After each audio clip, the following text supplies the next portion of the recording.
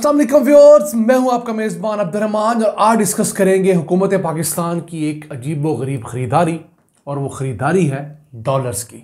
जी हाँ, गुज़िश्ता 7 माह के दौरान स्टेट बैंक ऑफ पाकिस्तान ने ओपन मार्केट से 2 अरब डॉलर्स ख़रीदे हैं और ये इस वजह से ख़रीदे हैं कि पाकिस्तान में डॉलर्स की सप्लाई ज़्यादा है, डिमांड कम है।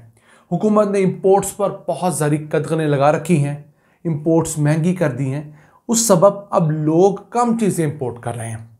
इस वजह से जिन लोगों के पास डॉलर्स पड़े थे या जिन्होंने इस उम्मीद पर डॉलर स्टॉक कर रखे थे कि जब इसकी कीमत बढ़ेगी हम फ़रोख्त करेंगे, वो मजबूरन अब अपनी रिटेन करने की ताकत ना होने की वजह से डॉलर मार्केट में बेच रहे हैं। तो अब डॉलर मार्केट में बेचने वाले ज़्यादा हैं, ख़रीदने वाले कम हैं। पाकिस्तान जैसे मुल्क में ऐसा बहुत कम होता है कि डॉलर की सप्लाई मुल्क के अंदर ज़्यादा हो और डिमांड कम हो। यही वजह है कि हुकूमत की जानब से 2 अरब डॉलर्स ख़रीदने के बावजूद पाकिस्तान में डॉलर के मुकाबले में रुपया 280 के इर्द गिर्द ही रह रहा है। वरना जो प्रेडिक्शंस थी वो ये थी कि पाकिस्तान में आजकल जो रुपया है वो 350 तक गिर जाना था।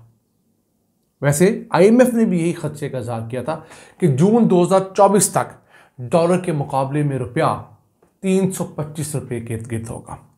लेकिन चूँकि इंटरनेशनली पेट्रोल, डीजल, गैस और कोयले की कीमतें कम हुई, उसकी वजह से पाकिस्तान के इंपोर्ट बिल कम हुआ। फिर हमारे यहाँ लग्जरी आइटम्स के ऊपर बहुत सारी कतगनें लगी, तो लग्जरी आइटम्स मंगवाना महंगी होगी, मुल्क में बेचना महंगा हो गया, उनकी इंपोर्ट कम हुई।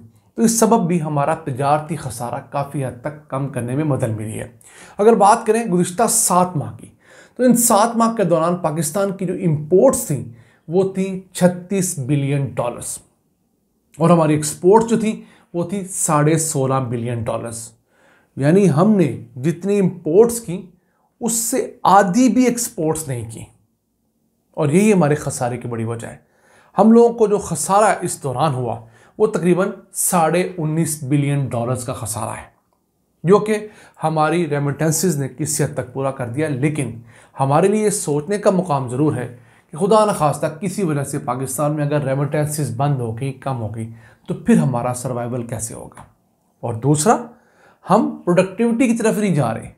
यानी हम अपने अगर एक्सपोर्ट्स बढ़ाएंगे तो एक तो हमें डॉलर्स मिलेंगे, दूसरा मुल्क के अंदर रोज़गार जन्म लेगा। रेमिटेंसेस से हमें डॉलर्स तो आ रहे हैं, उतना रोज़गार जन्म नहीं ले रहा जितना एक्सपोर्ट्स इतने ही अरब डॉलर्स की कर हम मुल्क के अंदर करोड़ों नई नौकरियां पैदा कर सकते हैं। लेकिन इंपोर्ट्स पर ये कदगने, ये बैन ज़्यादातर जारी रह नहीं सकता। हमने जैसे ही IMF के प्रोग्राम में जाना है, IMF हमें इंपोर्ट्स खोलने का कहना है, बल्कि उस पर इम्प्लीमेंट करवाना है। और जैसे ही इंपोर्ट्स खुलनी है, हमारा तजारती खसारा कई गुना बढ़ना है और मुल्क में एक दफ़ा फिर डॉलर की शॉर्टेज होने का खदशा है और रुपया मज़ीद कमज़ोर भी हो सकता है। अब स्टेट बैंक ऑफ पाकिस्तान ने ये 2 अरब डॉलर्स तो ख़रीद लिए। अगर ये ना ख़रीदता तो इस वक्त पाकिस्तान के जो फॉरेन रिजर्व्स 8 अरब डॉलर्स हैं वो 6 अरब डॉलर्स तक हो जाने थे और उसके बाद मुल्क में जो नफसा नफसी का आलम होना था वो आप देख ही सकते हैं। अब पिछले 7 माह के दौरान एक चीज़ और अच्छी हुई कि हमने अपने दोस्त ममालिक के 5 अरब डॉलर्स जो देने थे उन्होंने 1 साल के लिए मौखर कर दिए, यानी रोल ओवर दे दिया हमें। सबसे ज़्यादा पैसे हम लोगों ने देने थे अपने दोस्त चाइना के, फिर सऊदीया के और उसके बाद UAE के। इन तीनों मुल्कों के मिलाकर हम लोगों ने 5 अरब डॉलर देने थे। इन्होंने हमें 1 साल मज़ीद टाइम दे दिया है कि आप 1 साल बाद हमें ये पैसे दीजिएगा। हमने साल बाद भी कहाँ देने हैं, हमने फिर मिन्नत तरला करके मज़ीद 1 साल ले लेना है। तो लेकिन अभी हमने फ़िलहाल अपने सर से बहुत बड़ा एक अज़ाब उतारा है। अब इस वक्त पाकिस्तान ने जो दुनिया भर का फ़ॉरेन लोन और लाइबिलिटीज़ देनी है, यानी जो रकम हमने डॉलर्स में दुनिया के अदा करनी है, वो 131 अरब 20 करोड़ डॉलर्स है। यानी 31 दिसंबर सन 2023 को जो साल क्लोज हुआ, उस साल के एंड पर हम लोगों ने दुनिया का 131 अरब 20 करोड़ डॉलर्स देना है। ये वो रकम है जो हमें या तो कमा कर लानी पड़ेगी या कहीं से लोन लेकर अदा करना होगा। ये पैसे हम खुद से जनरेट नहीं कर सकते। पाकिस्तान पर जितना टोटल लोन है कोई 81,000 अरब रुपए का, उसमें से 35% लोन ऐसा है जो कि फॉरेन लोन है, जो 131 अरब 20 करोड़ डॉलर्स है। बाकी लोन जो हमारा तकरीबन 65% है वो लोकल बैंकों का, लोकल इदारों का लोन है। अब लोकल बैंकों को, लोकल इदारों को हम रुपया छाप कर लोकल करेंसी में सस्ते दामों कहीं से कर्जे अरेंज करके दे सकते हैं, लेकिन जब हमने फॉरेन लोन लेना है तो उसे हमें डॉलर्स के अंदर पे करना होता है, और डॉलर्स आप खुद तो छाप नहीं सकते, ये आपको कमाने होते हैं या कहीं से आप कर्ज लेकर वो रकम अदा करते हैं। तो अभी भी पाकिस्तान के ऊपर से मसला, टेंशन ख़त्म नहीं हुई। क्यों? पाकिस्तान ने इस साल के अंदर, जो भी फाइनेंशियल ईयर चल रहा है, तकरीबन 5 से 6 अरब डॉलर्स की अदायगी करनी है।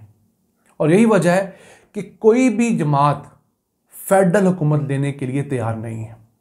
नून लीग भी राज़ी नहीं है, इस्टेब्लिशमेंट को पुश कर रही है, मजबूरन वो लेने की तरफ जा रहे हैं, लेकिन राज़ी नहीं है क्योंकि आगे बहुत बड़ी खाई है। पीटीआई विड्रॉ कर चुकी है, पीपल्स पार्टी कह रही थी कि हम आपको वोट दे देंगे, आपके साथ काबीना में नहीं बैठेंगे। क्यों? जैसे ही जो हुकूमत अगला ओथ लेगी उसको फौरी तौर पर आईएमएफ के साथ नेगोशिएशन में जाना पड़ेगा। 8 से 10 अरब डॉलर्स का नया पैकेज डिसाइड होगा, लेकिन उस पैकेज के अंदर एक मरतबा फिर तेल की कीमतें, बिजली की कीमतें, गैस की कीमतें और तमाम इस तरह की चीज़ें महंगी करनी होगी। जैसे वो महंगी होंगी, अगले 4-6 माह के अंदर मज़ीद महंगाई का सैलाब आने का ख़दशा है। उस सबब लोग सड़कों पे होंगे और वो हुकूमत मज़ीद अनपॉपुलर हो जाएगी। अभी पाकिस्तान ने 23 मार्च 2024 को चाइना का 2 अरब डॉलर्स देना है। हो सकता है चाइना में रोल ओवर कर दे, यानी कि 1 साल के लिए मौखर कर दे, लेकिन उसका 7.1% हमने सूद तो अदा करना ही है ना। जैसे 5 अरब डॉलर्स हमारा रोल ओवर हुआ है सऊदीया, चाइना और यूए की तरफ से, लेकिन उसका हम सूद अदा कर रहे हैं। इसी तरह जो ये रकम है चाइना की, इस पर हम 7.1%, बहुत बड़ी शरह होती है डॉलर्स में, उसका सूद हम 1 साल मजीद अदा करते रहेंगे जब तक ये रकम अदा नहीं करेंगे। फिर अप्रैल के वस्त में हमने यूरो बॉन्ड के 1 अरब डॉलर्स देने हैं, वो रोल ओवर नहीं हो सकते, वो हमारे लिए एक बहुत बड़ा मसला है। उसके लिए हमें कहीं से कर्ज उठाकर ये पैसे लौटाने होंगे, वरना हमारे फॉरेन रिजर्व्स कम हो जाएंगे और फिर हमारे यहाँ डॉलर के मुकाबले में रुपया मज़ीद कम हो जाएगा। अब हम उम्मीद करते हैं कि नई हुकूमत आएगी तो मुश्किल हालात जो है उसको फेस करने का हौसला भी रखेगी। ये नहीं हो सकता कि आप पंजाब में हुकूमत के मज़े ले लें, कोई सिंध में ले ले, कोई खैबर पख्तूनख्वा में इंजॉय करे, कोई बलूचिस्तान चला जाए, लेकिन वफाक जिसके अंदर सबसे बड़ा मसला है और सबसे बड़ा इफरीत जो है उसके कर्जे हैं, उसको अब छोड़ दें। जो 18वीं तरमीम की गई थी उसके अंदर एक सबसे बड़ी गलती की गई कि पाकिस्तान के टोटल कर्जे तो वफाकी हुकूमत के सर डाल दिए गए, लेकिन पाकिस्तान की टोटल आमदन में से तकरीबन 56% सूबों के हवाले कर दिया गया। सूबे पाकिस्तान के ऊपर जो कर्जा उसमें से 1 रुपया अदा नहीं करते, लेकिन पाकिस्तान की आमदन में से तकरीबन 56% लेकर साइड पे हो जाते हैं। और पाकिस्तान की जो रियासत है, फेडरेशन जो है, उसके पास 44% पैसे बचते हैं। उस 44% से उसने पूरी फेडरेशन चलानी है, उसने फ़ौज चलानी है, उसने वजारत दाखिला चलानी है, उसने वजारत ख़ारजा चलानी है, उसने मुल्क का मॉनिटरी सिस्टम चलाना है, न जाने कौन कौन से काम नहीं करने। और यही वजह है कि हम लोग गुज़िश्ता 10 सालों में जिस बुरे तरीके से इन कर्ज़ों की दलदल में फंसे हैं, इससे पहले 10 सालों में नहीं फंसे थे। तो जब तक हमारी हुकूमतें उस NFC अवार्ड 18वीं तरमीम को दोबारा से रीनिगोशिएट नहीं करती और कर्ज़ों का थोड़ा बोझ सूबों पर नहीं डालती है, यकीन कीजिए मुझे दुखी दिल के साथ कहना पड़ता है कि हमारे माशी मसाइल हल होने का नाम नहीं लेंगे। इस काम के लिए आपको पीपल्स पार्टी का बाजू मरोड़ना पड़े या जो मर्जी करें, आपको पीपल्स पार्टी समेत दीगर सूबों को समझाना होगा प्यार से, मोहब्बत से, सख्ती से कि जनाब अगर रियासत पाकिस्तान पर कर्जा है तो आप अपना हिस्सा लेके याशी नहीं कर सकते, क्योंकि खुदा न खास्ता अगर रियासत डूबी तो आपका सिंध भी डूबेगा, हमारा पंजाब भी डूबेगा। खैबर पख्तूनख्वा और बलूचिस्तान के हालात तो पहले ही मखतूश जानते हैं। आज के लिए इतना ही। अपने मेज़बान अब्दुर्रहमान को इजाज़त दीजिए। अल्लाह निगहबान।